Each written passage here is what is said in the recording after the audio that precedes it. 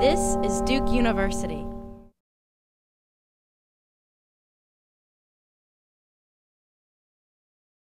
But I will start by reading an introductory paragraph.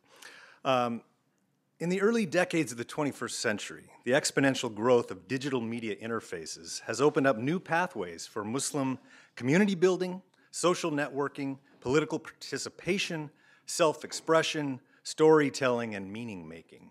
And in this new digital age, Sufism survives and even thrives within the virtual ecosystem of the World Wide Web. I explore Sufism, Cyberspace in this book as an alternative media platform for tech-savvy Sufi communities who seek to root or reboot their faith within the United States' complex religious topography. More recently, a series of ethnographic studies that have been starting to emerge, looking at the way in which different Muslim communities in different cultural locations are using the internet. So I try to draw on all this work theoretically to fill in a gap, because to date there has been relatively little work on the American Sufism and virtually nothing on digital Sufism. So if you want a shorthand definition, Sufism is a path to knowledge of self, who am I, and of God, who is the divine other, mediated through a master-disciple teaching relationship and experienced through routinized and rigorous ritual practice. Just a quick overview of Sufism in America.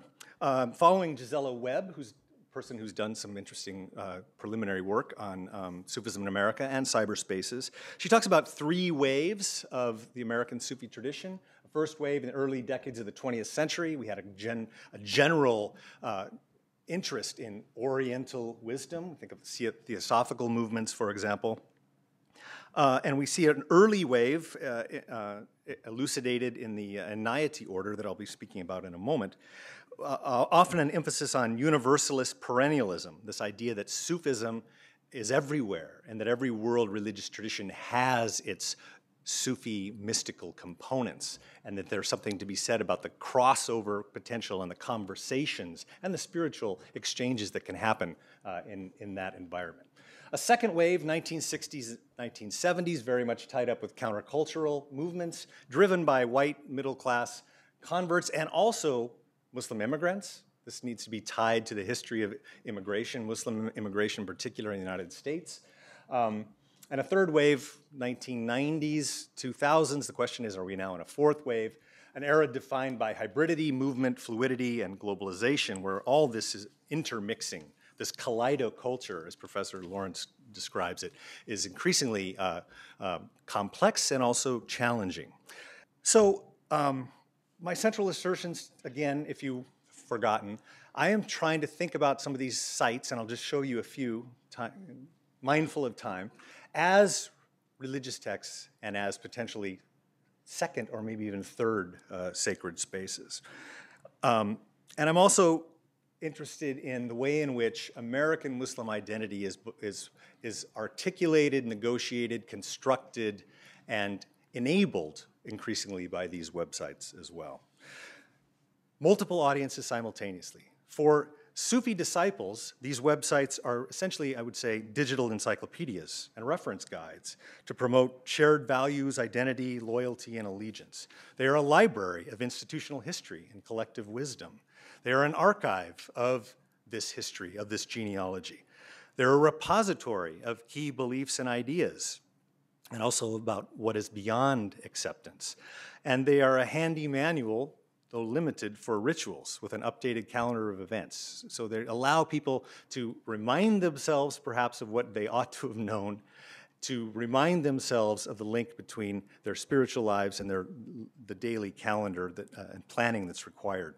And also, very importantly, for disciples, these are handy tools that can be shared with others. You want to know who we are? Here's our website. And by the way, we have Zikr on Thursday night. Why don't you come join us? Externally, for non-Muslims, these websites and social media endeavor to clarify misperceptions, misunderstandings about Islam and Sufism, especially in a post-9/11 America, plagued by Islamophobia and surveillance state and all the rest of it. These websites for non-Muslims orient Sufism in the broader context of Islamic history. There's a great deal of work here to remind audiences that Sufism is not peripheral, it's not extraneous, it's absolutely central. There's an attempt in these websites to distinguish their tradition from other Sufi orders for a general audience. And I would say the ultimate aim is to attract potential converts and allies, for sure. And then lastly, a third audience, other Muslims. Many of them probably with a genetic impulse to be wary of Sufi tradition. These impulses are countered in these spaces by grounding Sufi piety and practice in Islam. Second main point, clear boundary in these spaces between online and offline worlds right now in almost 2018. I would argue that it's pretty clear that the narratives and the producers of the narratives in these spaces are concerned with controlling the message, controlling the story. These are, with rare exception, not flat space, open source forums with chat rooms and interactive platforms. Facebook is becoming increasingly important, and interesting, strange conversations happen. Unpredictable things happen in Facebook, but on these sites, it's about maintaining control, controlling the narrative. Cyberspace is potentially a direct assault on established Sufi institutional patterns of authority, intimacy, and ritual practice. Can you have a virtual sheikh? Can you really take virtual initiation, bayat? You can if you're a Naqshbandi, and you can, in fact, online. I can show it to you. But what does that mean to take virtual initiation if it stays virtual? Does virtual zikr work, to put it bluntly? Can barakah, divine blessing, be digitized, packaged, sent over the airwaves, downloaded, and internalized? The tension, ambiguity, and anxiety about these questions, I suggest, partly explains why Sufis have been relatively late to adopt, and fully embrace cyber technologies. Sufis have traditionally had a more pliable, expansive approach to religious texts. Yes, of course, Quran and Hadith and law, but also vernacular traditions of poetry and music and dance and artistic expression. Why not cyber traditions? Sufis have a rather inclusive approach to sacred space. Of course, Mecca, but also wherever a sheikh dies can be sanctified and become powerful. Why not cyberspace? And then most importantly, because I think it has a semantic resonance. And I have a long paragraph here, but I won't read it. But Sufism's inherent logic, worldview, and practices make it compatible with cyberspace. In theory and practice, Sufism has always engaged the non-material realm of the imagination. There is a saying among the Sufis that all Sufis come from one country and speak one language. So the question is about the American Muslim Sufis here and their understanding of American transcendentalism. Oh, it's a great question. I think the closest you'll come will be the Inayati order. If we think about these waves and patterns of the American Muslim experience, there are other waves that precede these in the American Muslim experience. I'm just talking about the Sufi experience.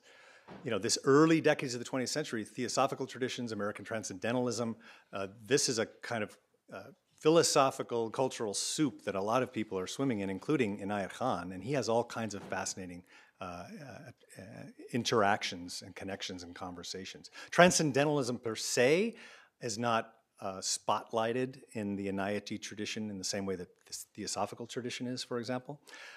While yes, we can talk about all Sufi Turuk meeting at a certain genealogical moment in history, I would argue we also can't discount the particularity of their traditions. And even in the American experience, the way in which American Sufis think about what they read from the American tradition, how they access that tradition is very different in my experience in different traditions. But the Inayati order probably comes closest to what you're describing.